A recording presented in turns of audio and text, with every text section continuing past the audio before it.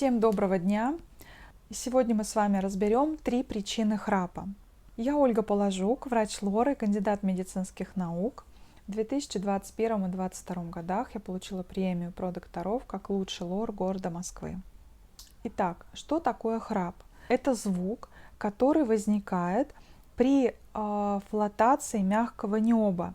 Мягкое небо в результате нарушения прохождения воздуха через дыхательные пути паралитически расслабляется, начинает флотировать, и вот она возникает звуковая волна, и мы слышим храп. Храп возникает при нарушении прохождения воздуха через верхние дыхательные пути, либо через полость носа, это верхний этаж, либо через полость глотки, это средний этаж, либо через полость гортани, нижний этаж.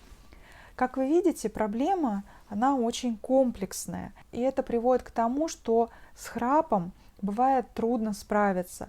Все там соперировал, уже похудел, все равно храплю. Какие причины в полости носа могут приводить к нарушению прохождения воздуха? Это искривление носовой перегородки. Это риниты, когда слизистая набухает. Это полипы полости носа. Когда есть нарушение носового дыхания, то человек приоткрывает рот для того, чтобы дышать ртом. Когда нос плохо дышит, организм просто автоматически приоткрывается рот, и это создает условия для западения нижней челюсти и корня языка. В результате на уровне глотки спадаются дыхательные пути и нарушается прохождение воздуха.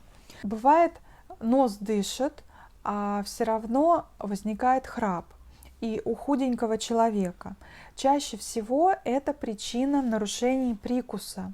Возможно, вы замечали у людей, например, нижняя челюсть чуть сзади, она немножко меньше, чем верхняя челюсть. Это также создает условия для уменьшения объема глотки при прохождении воздуха во время сна в ночное время. И возникает храп. И нарушение прохождения воздуха через нижний этаж на уровне гортани. Здесь самая частая причина нарушения прохождения воздуха – это ожирение, лишний вес и анатомически короткая шея. Возможно, вы замечали, что люди, когда набирают вес, они начинают подхрапывать. Даже если у них нормальное носовое дыхание, людей с ненарушенным прикусом очень мало, но есть все-таки, кто занимался своим прикусом и восстановил прикус нормальный. Но набор веса приводит к тому, что откладывается жировая клетчатка в области подбородка, в области гортани, в области мягкого неба. Мягкое небо, оно становится такое рыхлое, толстенькое, такое вот жирненькое, как вот хочется прям сказать. И возникает храп. Поэтому чаще всего первое, что важно сделать при возникновении храпа, это проанализировать, как дышит мой нос, есть ли у меня нарушение прикуса и что происходит с моим весом. Если я в последнее время набрала вес, то вперед уменьшаем вес. Бывает достаточно, если набор веса там 5-10 килограммов, то их можно сбросить, и вы без всяких врачей уменьшите себе храп. Если все-таки храп беспокоит довольно давно, партнер ваш жалуется на то, что возникают периоды остановки дыхания во сне, то здесь очень важно пройти диагностику храпа, так называемую проверку сна. По-научному это исследование называется компьютерная пульс-оксиметрия. Вам домой дают такой аппаратик, вы ставите датчик на палец, спите дома в своей кровати, и этот датчик фиксирует уровень насыщения крови кислородом, динамику дыхательных движений, есть ли периоды отсутствия дыхания во сне, так называемое апноэ. Потом это все анализирует доктор на приеме в течение 15-20 минут и выдает вам уже готовый диагноз. Есть у вас задержки дыхания во сне, вот этот синдром обструктивного апноэ сна, или нет. Если он есть, то врач определяет степень синдрома обструктивного апноэ. И эта степень зависит от выраженности, от суммарной выраженности задержки дыхания во сне. Есть легкая, средняя, тяжелая степень апноэ. Как правило, хирургическое лечение хороший эффект на одну ступеньку вверх дает при средней и легкой степени апноэ. Если апноэ тяжелой степени, то хирургическое лечение не поможет.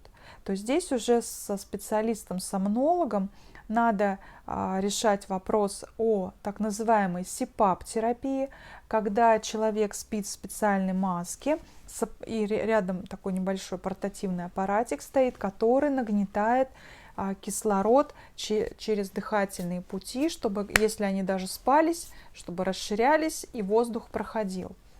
На самом деле вот эту СИПАП-терапию можно использовать не только при тяжелой степени апноэ, но и при средней и легкой.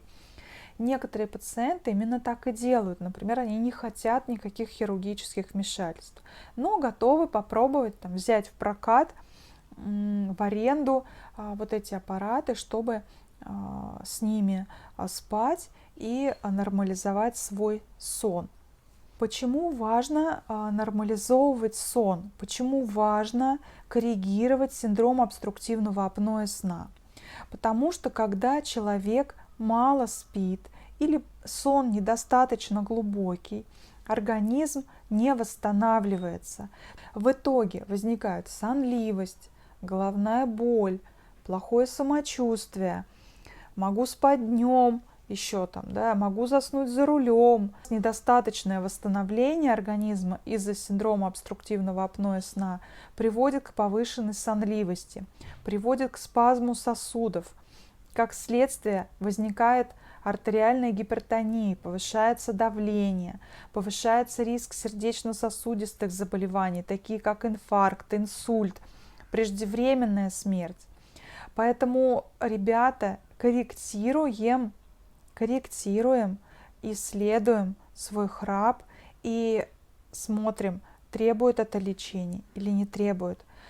Если у человека уже ожирение второй, третьей степени, довольно длительное, то здесь, кроме синдрома апноэ, присоединяются нарушения обмена веществ. И бывает похудеть самостоятельно очень сложно.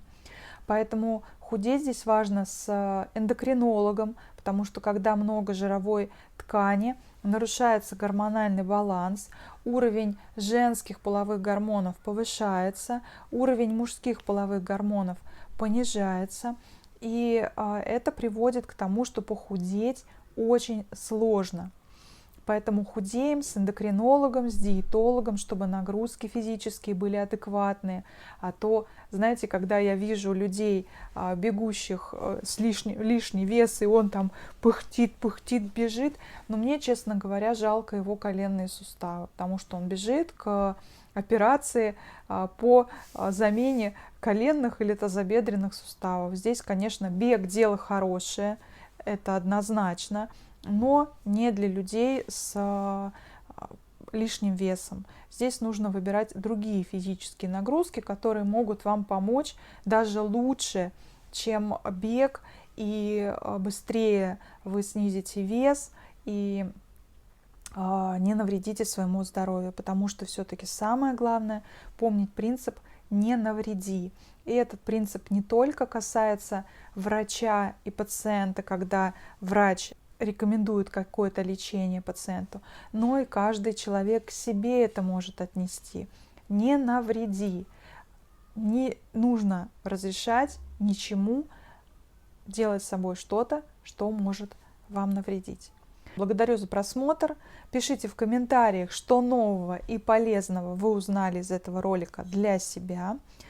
Подписывайтесь на мой телеграм-канал, ссылку я оставлю в описании под роликом. В телеграм-канале мы обсуждаем более глубоко вопросы болезни уха, горла, носа и их здоровья. И подписывайтесь на мой YouTube канал, ставьте лайк, впереди много интересного. Будьте здоровы, пока-пока.